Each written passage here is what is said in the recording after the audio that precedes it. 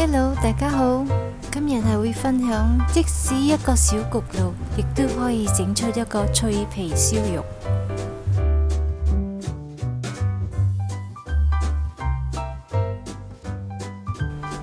有幾個地方係需要注意嘅，我會一一同大家分享。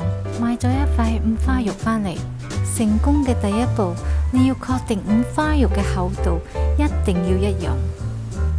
咁嘅話，放入焗爐之後，豬肉同埋暖管嘅距離會係一樣，佢會均匀受熱，爆起皮就會好靚噶啦。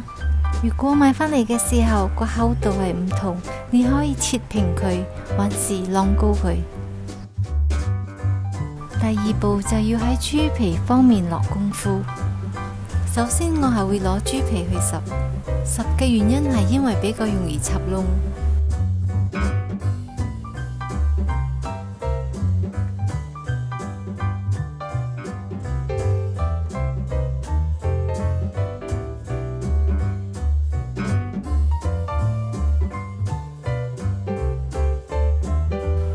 插咗之後，豬嘅油會滲出嚟，幫助佢爆皮。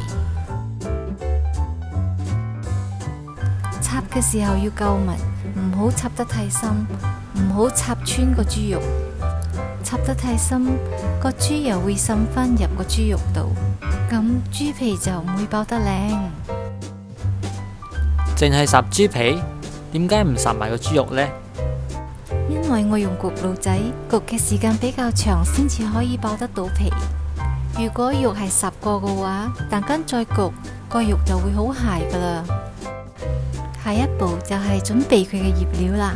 醃料方面就好睇個人嘅喜歡，大多數嘅人都會用五香粉，不過今日我係選擇用10辛香粉、鹽同埋糖各1茶匙做底味嘅。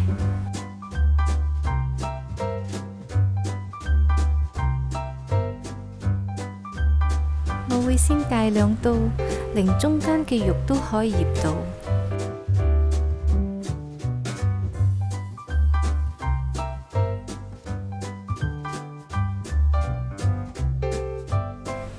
然後灑大概1湯匙嘅紹興酒，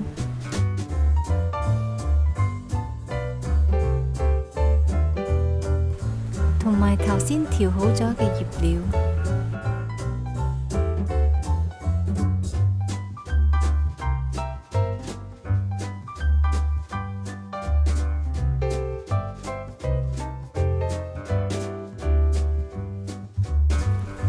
捽勻佢，記得連四周圍都唔好放過。跟住我哋反轉佢，用廚房紙抹走多餘嘅調味料。如果唔係嘅話，佢會好容易燶㗎。準備1湯匙嘅白醋，加半茶匙嘅蘇打粉。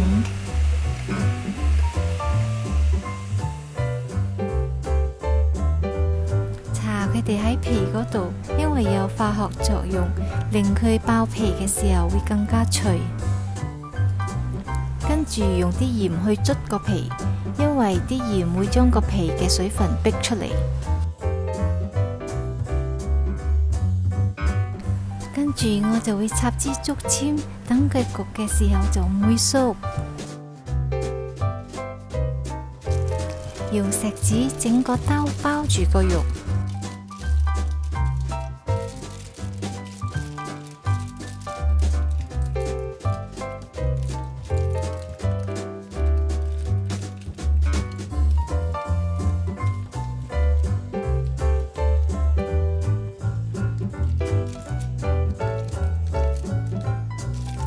成功嘅第3步，個皮一定要夠乾。你可以用風扇定風筒吹乾，放入焗爐用低溫慢慢烘乾，還是放入雪櫃放個夜俾佢慢慢乾。用咩方法都冇所謂，總之個皮一定要夠乾。成功嘅第4步就係放入焗爐之前，記得先搽一層油。個油受熱之後，會幫助個豬皮爆。喺呢度我仲會加1碗水，俾佢焗嘅過程中冇咁乾。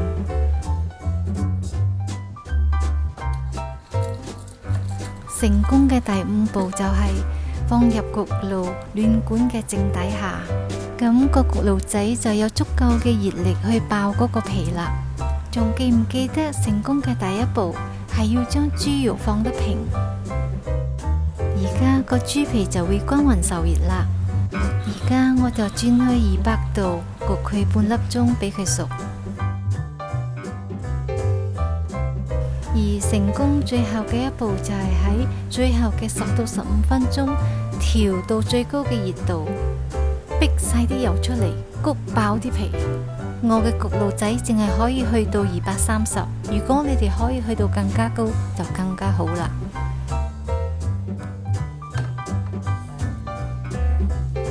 睇，爆到金黃色，幾靚！哎呀，仲有一小橛冇爆到添。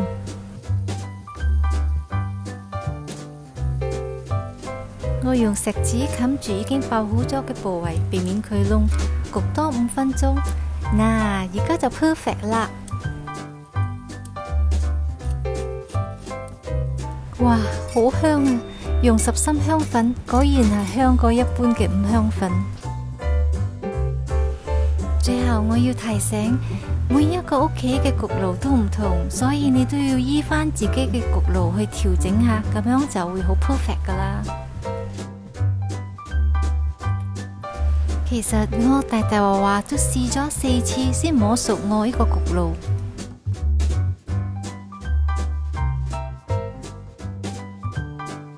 而個肉質都仲係好 juicy 噶。如果中意我今日嘅分享，幫我分享、留言、點讚、訂閱，我們下期再見，拜拜。